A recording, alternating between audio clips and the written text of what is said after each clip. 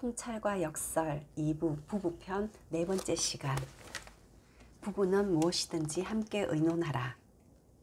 부부는 이 사회를 이루는 가장 기본적인 구성 요소로서 행복한 부부가 많아야만 사회가 건강해지고 나아가 국가가 발전할 수 있다. 그런데 요즘 세상 중에 한 쌍이 이혼을 한다고 하니 매우 심각하다. 도대체 이렇게 많은 부부가 이혼하는 근본적인 원인은 무엇일까? 사회학자들은 부부가 이혼하는 이유로 첫 번째 경제적 문제, 두 번째 상대방의 외도, 세 번째 성격 문제, 네 번째 자녀 교육 문제라고 한다. 이것은 비단 부부들만의 문제가 아니라 사회적인 문제로 급격하게 부상하고 있는 실정이다. 오늘 여러분들에게 내가 들려주고자 하는 강의의 요지는 이 문제를 제쳐두고 도대체 부부란 무엇인가이다. 부부의 정의를 먼저 이야기해야만 둘 사이에서 일어나는 일들을 순조롭게 풀 수가 있기 때문이다. 불교에서 말하기를 부부는 500생을 거쳐야만 겨우 만날 수 있는 위대한 인연이라고 한다. 한 생은 사람이 나서 죽음으로 돌아가는 세월을 말한다.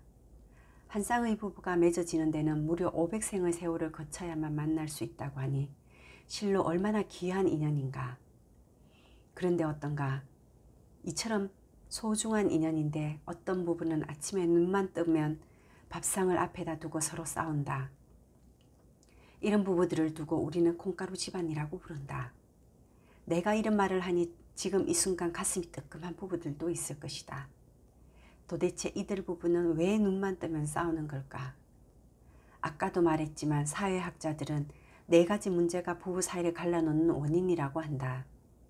그러나 내가 정확하게 짚어보면 서로 간의 믿음과 신뢰가 부족하기 때문에 일어나는 현상이다.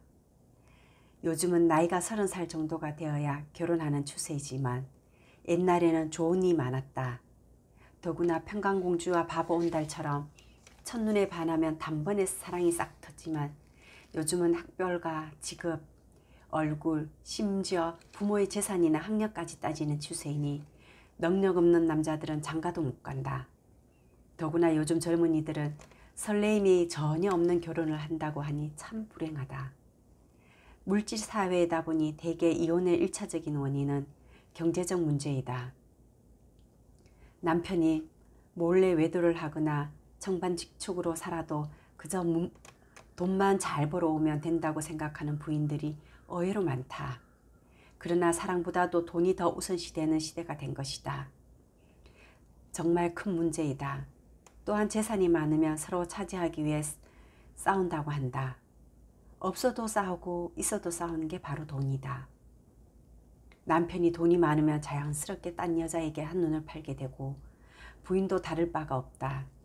그런데 어떤 남편은 돈이 많은데도 불구하고 부인이 쓸데없이 돈을 쓴다며 사상끈끈 간섭하는 것은 물론 어떤 쫀쫀한 남편은 심지어 콩나물 갯수까지 세운다고 한다. 이런 부부는 하루하루 숨이 막힐 수밖에 없다. 돈 없는 부부는 말할 것도 없다. 남편이 돈을 못 벌어온다고 부인이 매일매일 징징대며 속수무책이다. 그래도 없는 것보다는 있는 것이 낫다. 그러니 돈이 정말 요물이다. 그러나 부부 사이에 매우 중요한 것이 있는데 상대방에 대한 믿음과 신뢰이다.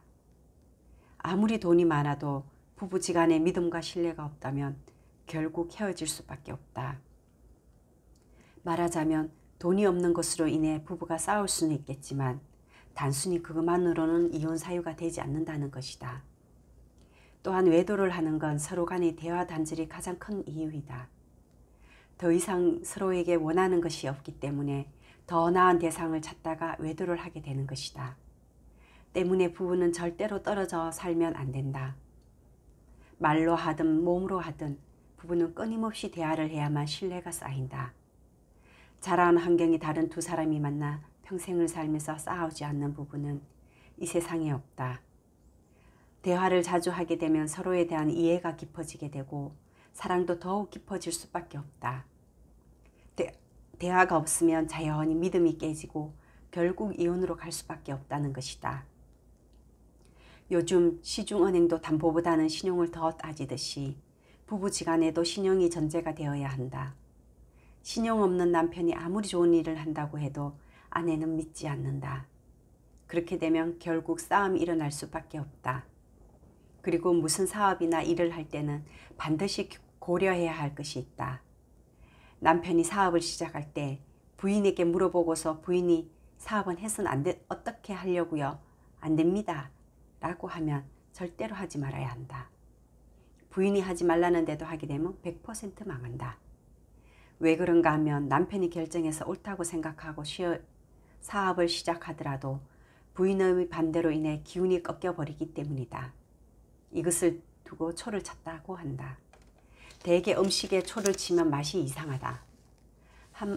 말 한마디에도 큰 에너지가 있다. 어떤 때는 부인이 격려가 모든 기운을 바꾸게 한다. 사람이 기분 좋을 때는 그냥 있으면 되는데 상대방에게 이야기했다가 오히려 초치는 말을 하면 좋았던 감정이 사라지는 것처럼 세상의 일에는 기운이 흐른다. 그러니까 되도록 자신이 결정한 일은 자신이 해야 한다. 그리고 부인이 아닌 사람과 의논할 때는 모자라는 것을 의논하고 그때 상대방이 조언해 주는 것을 과감히 수용해야 한다. 이렇게 되면 모자라는 것이 자연스럽게 채워져서 일이 잘 풀리게 되는 것이다. 이러한 법칙은 우리가 살면서 늘 겪는 일이다. 부부의 경우 서로 의논하기 전에 혼자 결정하고 처리할 수 있는 일은 혼자서 하는 것이 좋다. 그런데 혼자 결정하기에는 미흡해서 의논해야 한다면 끝까지 부인의 말을 들어야 한다. 그리고 부인이 반대를 하면 하지 않는 것이 바른 길이다. 사업을 벌이기 전 부인과 의논을 해야겠다고 생각하는 그 자체가 바로 내가 아직은 부족하다는 것이기 때문인데 부부끼리 합의가 안 되면 다른 사람에게 가서 의논을 해봐도 마찬가지이다. 무엇보다도 평생 함께 살아온 부인의 직감이 더 맞다는 이야기다. 이해가 되는가? 근데 부인이 사업을 반대했는데도 불구하고 남편이 자기 마음대로 하면 어떻게 될까? 100% 실패하게 되고 부인으로부터 그때 하지 말라고 하지 않았느냐라는 원망을 듣게 될 것이다. 이로 인해 나중에는 부부지간에 더 큰 문제가 생기게 된다. 따라서 남편이 부인과 의논을 했다면 반드시 부인의 뜻을 반영해서 일을 추진해야만 100% 성공할 수 있다는 이야기다. 좋은 하루 되십시오.